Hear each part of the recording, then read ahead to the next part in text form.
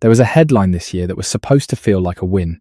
From April, the national minimum wage in this country rose to £12.71 per hour, a 4.1% increase. The largest cash boost the country has ever handed its lowest paid workers. On paper, it reads like good news, the kind of number a politician says slowly, with a small smile, hoping you'll nod along. But here is the thing nobody tells you when they announce the new rate. The moment that money is earned, an invisible machine switches on behind it, the HMRC machine. It doesn't sleep, it doesn't negotiate, and it takes its cut before the money ever reaches your hand. So before we celebrate, let's do something the headlines never do. Let's actually follow the money. Let's follow it all the way down to the cold room at the end of the hallway. Meet Dave. Dave is 26 years old.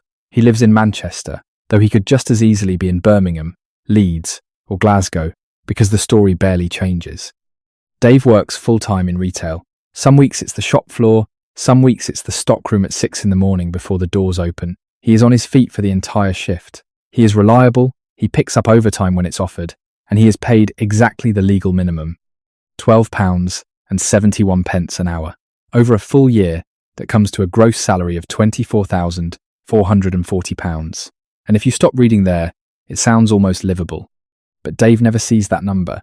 Nobody on minimum wage ever sees that number, because now the machine takes its turn. First, the taxman, then national insurance. Both quietly carve their slice off the top before the wage even lands.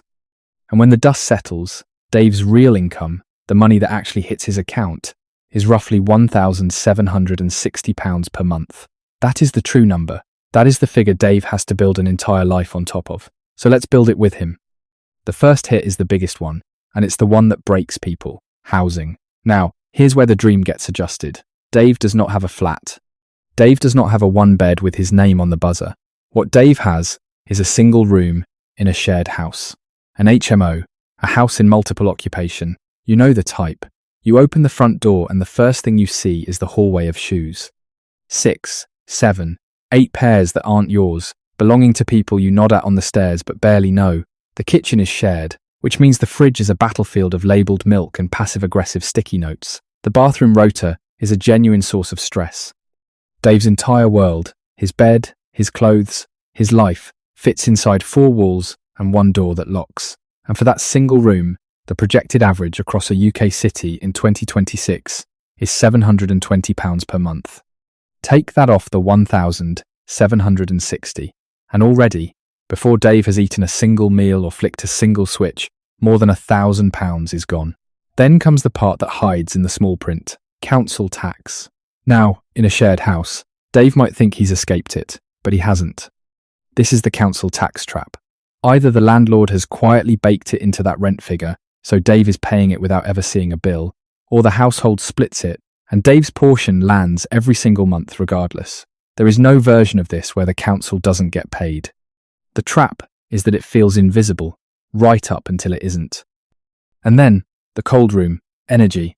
Using the Ofgem projections for 2026, Dave's share of the gas and electricity for that house is a real, recurring cost, and it is one of the few bills he can actually try to control. So he controls it the only way he can. He turns the heating off. This is where you meet the version of Dave that the wage figures never show you. It's January. It's dark by 4:30, and Dave is sitting in his room wearing a hoodie under a coat. Indoors, a blanket over his legs. He's not being dramatic. He's doing maths. Every hour the radiator stays off is money that survives into next week. The cold room is not a hardship he complains about. It's a strategy. Now at this point you might be thinking, Dave is struggling because of bad choices. So let's talk about everything Dave does not have, because this is the part that should genuinely stop you. Dave has no car. He can't. A car would eat Dave whole. The insurance, the fuel, the tax, the MOT, the surprise repair that arrives at the worst possible moment. It would swallow his entire margin and then some. So he walks, or he times the bus, and he plans his life around a timetable. Dave has no children, because children are a financial universe he cannot enter. Dave has no pets, because even a cat is a bill he can't absorb. And Dave has not had a holiday, not a cheap one, not a long weekend, nothing. These aren't luxuries Dave gave up. They're bullets Dave dodged, because catching even one of them would tip the whole thing over. So Dave is careful. Dave is sensible. Dave does everything right. And here is the small, very British moment that tells you everything you need to know about where we are. It's a hot day. Dave is out, and he passes an ice cream van, and he fancies a 99, a simple 99 with a flake, the most ordinary treat in the country.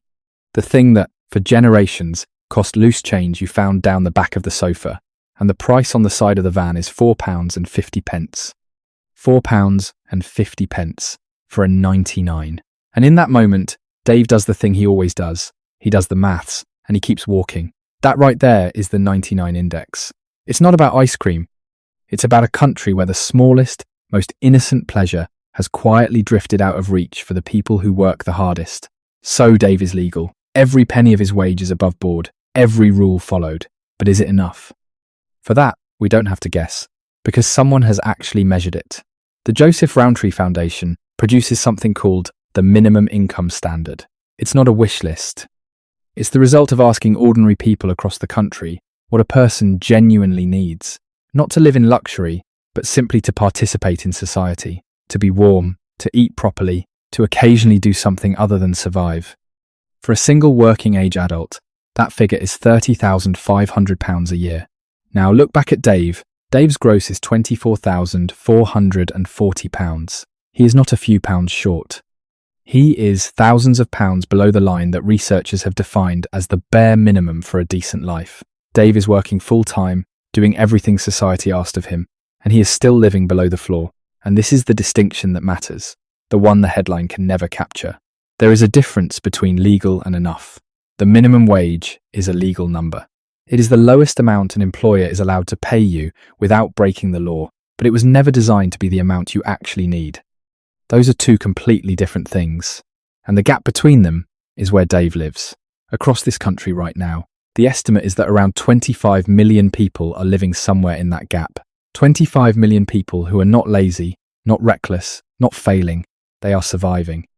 They are paying the rent, dodging the bullets, turning the heating off, and walking past the ice cream van. But surviving and thriving are not the same word, and we should stop pretending they are. So the next time a headline announces a record-breaking new minimum wage, and someone says it slowly with a small smile, remember Dave. Remember the hallway of shoes, the hoodie under the coat, and the 99 he didn't buy. Because the question was never whether the wage is legal. The question is whether it's enough.